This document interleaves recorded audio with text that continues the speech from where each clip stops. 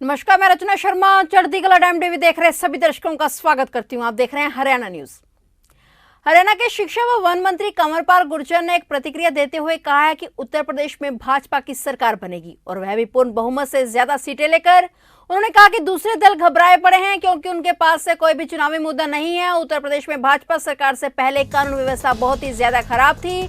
CM Yogi Adityanath ने सत्ता संभालते ही कानून व्यवस्था को दुरुस्त किया। उन्होंने कहा कि इस बार पिछली बार से भी ज्यादा सीटें बढ़कर उत्तर प्रदेश में भाजपा की सरकार बनेगी।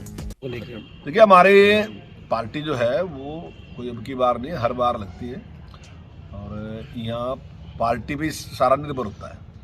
तो जब से मैंने पार्टी ज्वाइन की 1990 से, तब से ड्यूटियाँ लगती हैं, चाहे हिमाचल का चुनाव हो और चाहे उत्तर प्रदेश का चुनाव हो या उत्तराखंड का चुनाव हो। और पंजाब के चुनाव में जो उस साइड के वर्कर हैं वो पंजाब में, राजस्थान में भी जाते हैं, दिल्ली में भी जाते हैं।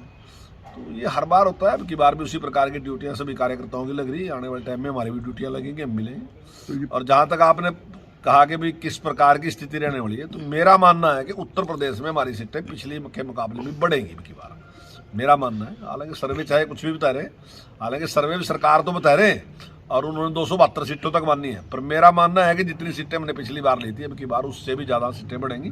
क्योंकि अब की बार की जो कारगुजारी है सरकार की, वो लोगों ने देख ली कि जिस प्रकार से कानून व्यवस्था, जो सबसे बड़ा प्रश्न था उत्तर प्रदेश का, जिस प्रकार से उसको सॉल्व किया। आज वहाँ किसी प्रकार का कोई खतरा नहीं।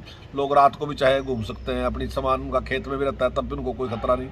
और जिस प्रकार से डेवलपमेंट हुई, बिजली की बात लगा लो, सड़कों की बात लगा लो, गली नाली की बात लगा लो, तो ये सारी जो मूलभूत आवश्यकता जो किसी भी व्यक्ति की है वो यही है, डेवलपमेंट और सुरक्षा। तो उन दोनों में योगी सरकार जी ने जो काम किया तो वो लाजवाब है और उसके नाम पे अब की बार वोट मिलेगी निश्चित तौर से। सर, यूपी में बिल्कुल कोई नाराजगी नहीं। जो धामी जी हैं वो बहुत ही योग्य व्यक्ति हैं, नौजवान हैं और बेहद पॉपुलर हैं। और मैं दावे के साथ कह सकता हूं कि वहां बड़े बहुमत के साथ भारतीय जनता पार्टी जीत गई। कैथल में आंगनवाड़ी वर्कर्स ने मांगों को लेकर कैथल के विधायक लीलाराम के निवास स्थान का घेराव किया और मांग रखी कि वर्ष 2018 में प्रदेश व केंद्र सरकार द्वारा की गई घोषणा को लागू किया जाए। आंगनवाड़ी वर्कर की राज्य महासचिव ने कहा कि घोषणाओं को लागू करवाने को लेकर प्रदर्शन जारी है। उन्होंने कहा कि प्रदेश की मनोहर लाल सरकार उन घोषणाओं को लागू करने की बजाय तानाशाही रवैया अपना रही है। उन्होंने प्रदेश स्तर के 6 नेताओं को बर्खास्त कर दिया है। उन्होंने प्रदेश सरकार से मांग रखी थी कि उनकी जायज मांगे पूरी की जाएं। जी, मैं कुलवंत हूँ भूला ब्लॉक से। हमें लगातार जो मतलब ये धरने हमारे चल रहे हैं, हमें भी कौन सा शौक है, मजबूरी है हमारी। हम पहले भी आए थे जहाँ पर भी लीलाराम से मतलब हम दे के गए अपना मांग पत्र भी, वो आगे सौंपे और हमारी बातचीत करवाएं, पर अभी तक कोई हल नहीं हुआ। आज हम फिर बहुत रोष में आए हुए हैं, फिर दोबारा इनके पास भी वो हमारा भी जो मांग पत्र है अपनाएं और हमारी बातचीत भी सीएम के पास पहुँचाए और हमारा हल करें।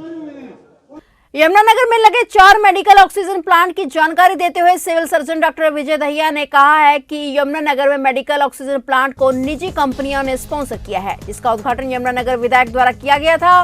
लेकिन अब वही मेडिकल ऑक्सीजन प्लांट में बिजली की किल्लत को लेकर कहीं ना कहीं परेशानी सामने आने लगी है। लेकिन डॉक्टर विजय दहिया ने बताया कि इस तरह के मेडिकल प्लांट पर 24.7 इलेक्ट्रिसिटी रहना जरूरी होता है, जिसके लिए पर्याप्त मात्रा में ऑक्सीजन तैयार की जा सके और उसके लिए एक सब इलेक्ट्रिसिटी सर्विस स्टेशन की जरूरत होती है, जो कि चारों सेंटर में से किसी पर भी उपलब्ध नहीं है।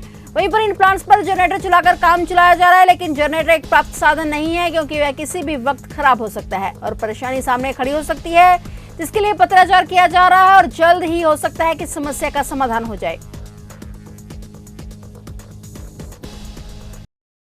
देखते हुए यमुनानगर में 4 ऑक्सीजन प्लांट्स जो स्थापित किए गए थे, इनमें से अभी तक एक ही ऑक्सीजन प्लांट के ऊपर बिजली कनेक्शन है, बाकी में अभी तक कनेक्शन नहीं है। ऐसा नहीं है कि बिजली का कनेक्शन नहीं है, बिजली के कनेक्शन सभी चारों प्लांट्स के ऊपर हैं, लेकिन जो उनके लिए सब स्टेशन की आवश्यकता होती है ताकि उनमें अनइंटरप्टेड बिजली की सप्लाई चले और अगर कहीं बिजली की व्यवधान भी आता है तब भी वहाँ पे लगातार बिजली की चले, वो सब स्टेशन की जो है रिक्वायरमेंट वो अलग अलग से प्लांट की, क्योंकि इसमें ऑक्सीजन बिजली की बहुत काफ़ी मात्रा में आवश्यकता होती है।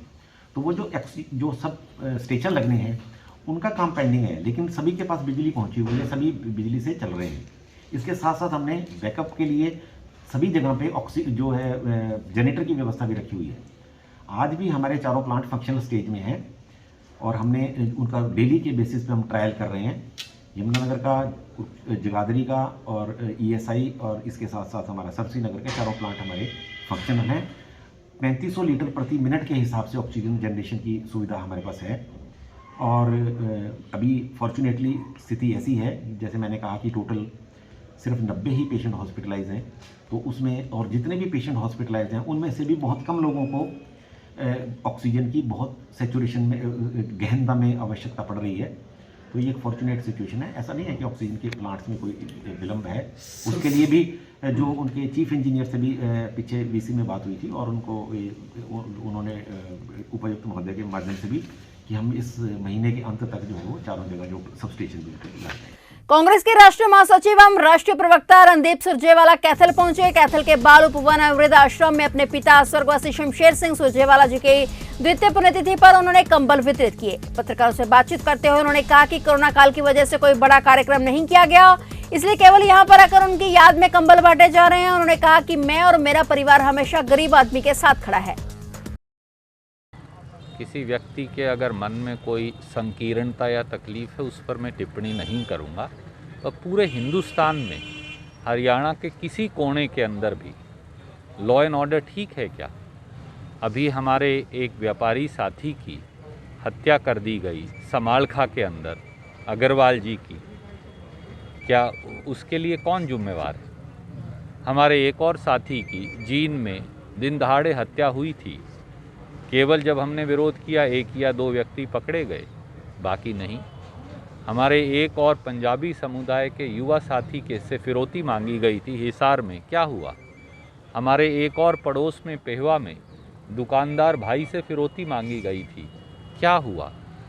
फिरौती, डकैती, गुंडागर्दी, कत्ल, बदमाशी, चोरी, अब ये भाजपा जजपा सरकार में आए दिन की बात। सरकार तो योजनाएं चलाकर लोगों का जीवन खुशहाल बनाना चाहती है, परंतु अधिकारियों की लापरवाही की वजह से सरकार की योजना सिरे नहीं चढ़ पाती है, जिसका एक जीता जागता उदाहरण कैथल जिले के सीवन गांव में देखने को मिला, जहां पर सरकार द्वारा करोड़ों रुपए की ग्रांट का सही इस्तेमाल न करने के आरोप ग्रामीणों ने एक शिकायत सरकार के मंत्रियों सहित उच्च अधिकारियों को की थी, जिसकी आज जांच इस समय कैथल के अतिरिक्त उपायुक्त संवर्तक सिंह कर रहे हैं। ग्रामीणों का आरोप है कि पिछले 5 सालों में गाँव की गलियों में नालों के निर्माण के लिए सरकार से लगभग 54 करोड़ की ग्रांट आई थी, जिसमें बड़े फर्जीवाड़ा किए गए हैं। गांव की कोई भी गली ठीक से नहीं बनाई गई है और कहीं गली तो ऐसी है जो कहीं बाहर से भी रिकॉर्ड में चर्चा में चढ़ाई गई है। यही नहीं, ग्रामीणों का यहां तक भी आरोप है कि अधिकारियों ने आपसे मिली भगत करके कार्य को अपने रिकॉर्ड में 3-3 बार चढ़ाकर उसकी सारी राशि हड़प कर ली है। ग्रामीणों का कहना है कि वे पिछले 4 सालों से इस विषय को लेकर अधिकारियों को शिकायत कर चुके हैं, परंतु अभी तक इस विषय की जांच तक नहीं कर पाए हैं। उनका कहना है कि इन तीनों विभागों ने एक ही कार्य को अपने अपने रिकॉर्ड में चढ़ाकर सरकार की करोड़ों रुपए की राशि का गबन किया है। उन्होंने सरकार से मांग की है कि जल्द से जल्द इस शिकायत की जांच निष्पक्ष तौर पर कराकर दोषी अधिकारी और कर्मचारियों के खिलाफ कार्रवाई की जाए। इस विषय में जब कैथल के अतिरिक्त उपायुक्त संवर्तक सिंह से बात की गई तो उन्होंने बताया कि अभी हाल फिलहाल में उनके पास यह शिकायत आई है, जिस संबंध में उन्होंने एक कमेटी का गठन किया था, जो गाँव में जाकर रिपोर्ट तैयार कर कार्यालय को भेजेगी। उसके बाद इस शिकायत में देखा जाएगा कि किसका दोष बनता है या नहीं। अगर किसी अधिकारी के इसमें दोष बनता है तो लाजमी उस अधिकारी के खिलाफ भी कार्रवाई अमल में लाई जाएगी। लास्ट टाइम 31/6 को गृह मंत्री जी के पास गए थे गांव की समस्या को लेकर। वहां से लेटर डिस्पैच किया था डीसी साहब को इसकी इंक्वायरी करने के लिए जो समस्या थी। तब से लेकर आज तक इस समस्या कोई समाधान नहीं हुआ। समस्या लगभग 50 से 55 करोड़ रुपए हमारे गांव सीवन में आया और उस दौरान 2017-18 में सीवरेज के लिए भी कुछ 34 करोड़ रुपये अलॉट हुआ। 34 करोड़ अलॉटमेंट होने के बाद जब काम शुरू हुआ उस टाइम गांव में ना जिला परिषद काम कर सकती थी, ना ब्लॉक समिति काम कर सकता था, ना ही ग्राम पंचायत काम कर सकती थी। तो पब्लिक हेल्थ डिपार्टमेंट ने सीवर डालने का कार्य शुरू किया। लगभग 3 साल के बाद जब पता लगा कि पब्लिक हेल्थ लगभग 50% काम कर चुकी है, ग्राम पंचायत, ब्लॉक समिति, जिला परिषद भी अपना काम कर रही है रूटीन का, कुछ RTI लगाने के माध्यम से पता लगा कि गाँव की गलियाँ ग्राम पंचायत ने भी बना दी, ब्लॉक समिति ने बना दी, जिला परिषद ने बना दी और लेकिन पब्लिक हेल्थ ने भी बना दी। लेकिन पब्लिक हेल्थ के कार्य करने के तक पता नहीं इन गलियों का कहाँ गलियाँ बनाई, कहाँ नहीं बनाई गलियाँ। गांव में क्या हालत है इस समय गलियों की? पब्लिक हेल्थ द्वारा बनाई गई गलियों की हालत तो बिल्कुल ही खस्ता हो चुकी है अब ग्राम पंचायत ने कहाँ बनाई, जिला परिषद ने कहाँ बनाई, ब्लॉक समिति ने कहाँ बनाई, हैं कागजों में गांव सीवन की गलियां, ये कहाँ बनाई हमें नहीं मालूम इसके बारे में। इसी की जांच सभी पहले का ये मामला है। ये लास्ट 5 ईयर का ही मामला है। इस 5 साल के अंदर जो ग्राम पंचायत अब खत्म हुई है, 5 साल का मामला है ये। कोई जांच कमेटी गांव में गई थी जांच करने? जांच कमेटी गई थी, एडीसी साहब ने कमेटी गठित की थी, लेकिन उसका कोई भी संतुष्टिजनक जवाब नहीं है। कभी एडीसी साहब एससी साहब बोलते हैं रिपोर्ट भेज दी, कभी कहते नहीं भेजी। एक्शन साहब फ़ोन नहीं उठाते, फ़ोन उठाते हैं तो 20-25 दिन के बाद रिपोर्ट देंगे। जेई कहते हैं कि हमें मालूम नहीं है, एसडीओ बोलता है कि हमें मालूम नहीं है। कोई भी संतुष्टिजनक जवाब नहीं मिला। क्या मांग करते हो सरकार से? सरकार से मांग करते हैं 54-55 करोड़ रुपए जो आया है इस गांव में, उसकी जांच की जाए। अक्सर आपने सुना होगा कि ससुराल पक्ष से हमेशा महिला ही तंग की जाती है, लेकिन आज उल्टा ही मामला सामने आया है। एक ससुराल पक्ष से व्यक्ति ने तंग आकर अपनी जान गंवा दी। यह आरोप मृत व्यक्ति के भाई बहनों और परिजनों ने लगाए हैं। वहीं पर पुलिस को शिकायत मिलते ही पुलिस ने कार्रवाई शुरू कर दी है। परिजनों ने आरोप लगाते हुए कहा है कि मृतक की पत्नी और उसके सालों ने उसके मरने पर मजबूर कर दिया। थाना पर सूचना मिली थी कि राकेश कुमार सनोफ मायाराम जाति वाल्मीकि निवासी चमरोड़ी सीढ़ियों से गिर गया है और चोट लगने के कारण इलाज हेतु दाखिल जीएच यमुनानगर है। जो समय रात का था, गैर होने के कारण उस दिन कार्रवाई अमल में नहीं लाई जा सकी। तो दिनांक 15/1/2022 को HC अशोक कुमार कार्रवाई हेतु यहाँ पहुँचा। जो मजरूब राकेश कुमार का आरोप का डॉक्टरी व MLR प्राप्त की और एक दरखास्त डॉक्टर साहब को पेश की मजरूब के बयान हासिल करने के लिए। जो डॉक्टर साहब ने बताया कि इसको तो PGI चंडीगढ़ रेफर कर दिया गया है। उसी दिन उसकी मां ने आके थाने में अपना एक बयान तैयार कराया कि ऐसे ऐसे, अरे वो बयान दियो, रोक ले भाई।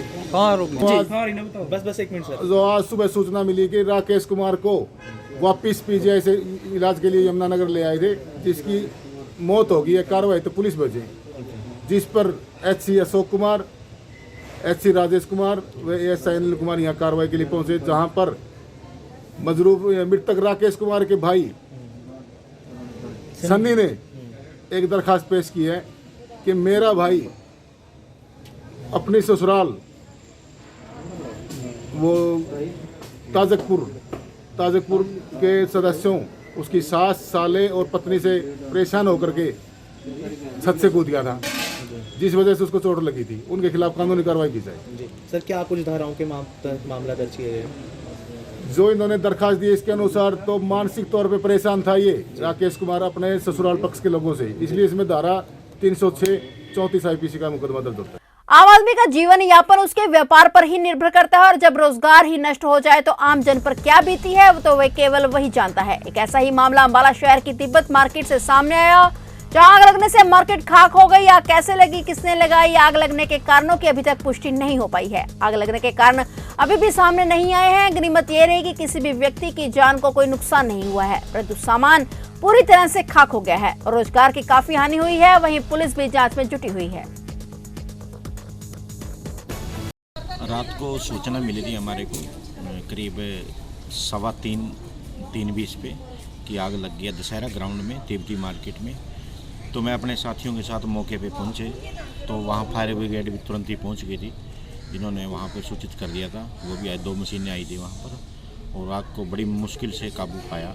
और जो वहाँ पर करीब अंदर 10 आदमी थे, औरतें भी थी, आदमी भी थे, तो उनको पहले ही निकाल दिया था। उस टाइम आग लगते तुरंत वो बाहर आ गए थे, लेकिन वो सामान निकालने की कोशिश करे थे, आग बेकाबू हो रही थी। हमने उनको पास नहीं लगने दिया, यदि वो वहाँ लग जाते तो उनको भी हादसा हो सकता था।